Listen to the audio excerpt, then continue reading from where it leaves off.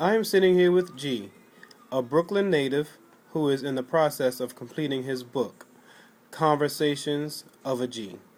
G, tell me everything that you have written in this book. All true? Absolutely. If it wasn't, I wouldn't be a G. In that case, what is it that triggered your writing ability? I sat back one day. I love to read. I got tired of reading other people's shit. And I said, I got a story to tell. I love talking. So why not transfer it into a book, right? Tell me, what is it that you like about your life, past and present? The past, um, I still remember that innocent. You know what I mean? Before I turned bad and everything. So, that, and as far as the present, my son, of course. Because he is the one that made me the man I am today, right now.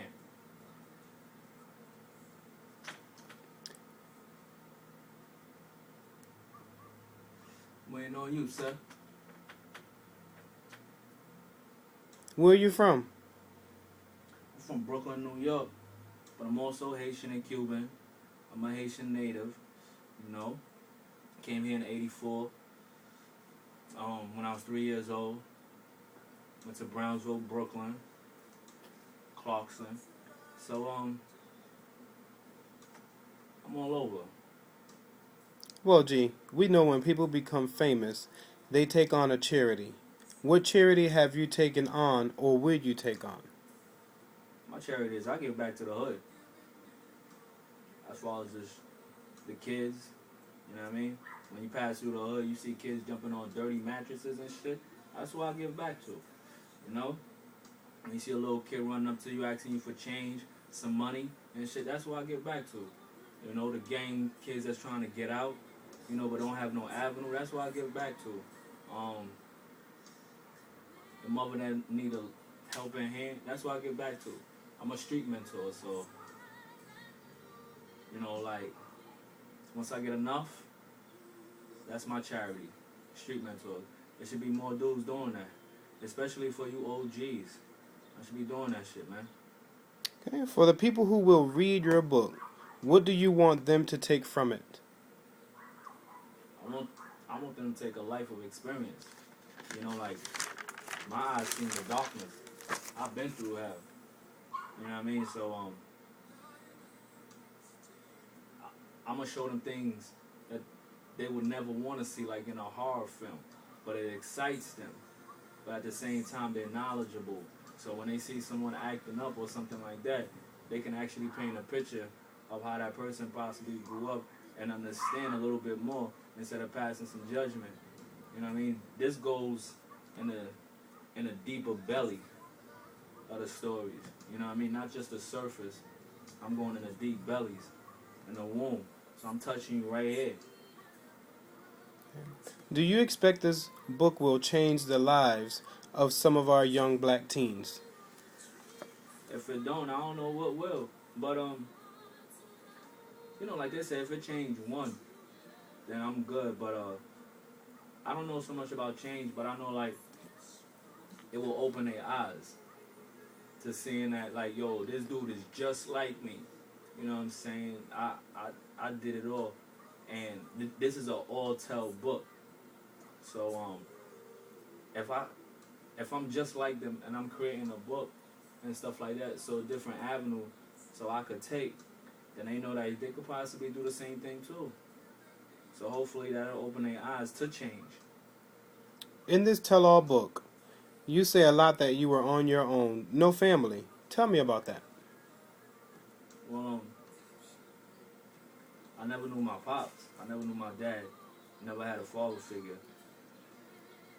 So as far as that, I taught myself how to ride a bike. I taught myself how to play sports. I taught myself how to fight. My mom, she wasn't there. She was too busy with the other kids, you know. And my grandmother, she was already a elderly lady from, you know, from Haiti. So she was a foreign in America and stuff. So she really couldn't control me. So I just went on the streets by myself, really, and there was nobody there to guide me. So that's why I said, like, there was no family, there was no structure, nobody came in, there was like no grandparents, no aunts, uncles that took me, helped my hand, and made sure everything went accordingly, even though I didn't have a mom or a dad that was there, and my grandmother was lacking. So If there's I took that upon myself. Sorry, I took that upon myself to just do me, raise myself. okay. If there is one thing you could change about yourself, what would that be, and why? That was one thing I could change about myself. What would that be and why? So many times I say to myself, I wish I wasn't right. You know, a lot of scenarios, a lot of situations I already seen, I already been through. Being institutionalized half the part of my life, 10 years altogether. So you look at that, I had conversations with a lot of people that was in a lot of situations. So when I go through that situation, I already know what's gonna happen. And I'm saying like, damn, like I wish I wasn't right. There's been a lot of gangster rappers and gangster movies, but you are the very first gangster author. How do you feel about that? Well, the gangster movies, I love it because the gangster movies, they portraying the gangster motherfuckers as best as they can in Hollywood. You know what I mean? So I love it. That's recreation for us gangsters. You know what I mean? Seeing us in the movies and stuff. As far as these gangster rappers, they just like actors. You know, they on TV, they on reality shows, they on commercials, they all over the motherfucking place. So you just became an actor. You can't be a gangster if I could go to your town or the area you live in and look you up and know where you live at or something like that. Gangsters don't do that. So once you make a certain type of move, you put up your gangster rights. You know what I mean? But 90% of these dudes was never gangsters to begin with. They have people right next to them, like myself, that's gangsters, that's testifying for them. Do you wish to ever get your book in Oprah's book club?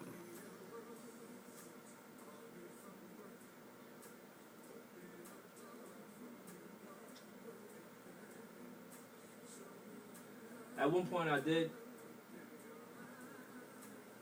but then you know, Oprah don't like niggas, so I don't know if Oprah's really gonna take a liking to me, cause I'm one of the niggas. So I really doubt Oprah's gonna take a liking to me. But if she do, that's what's up. But imagine if I sell 1 million without her.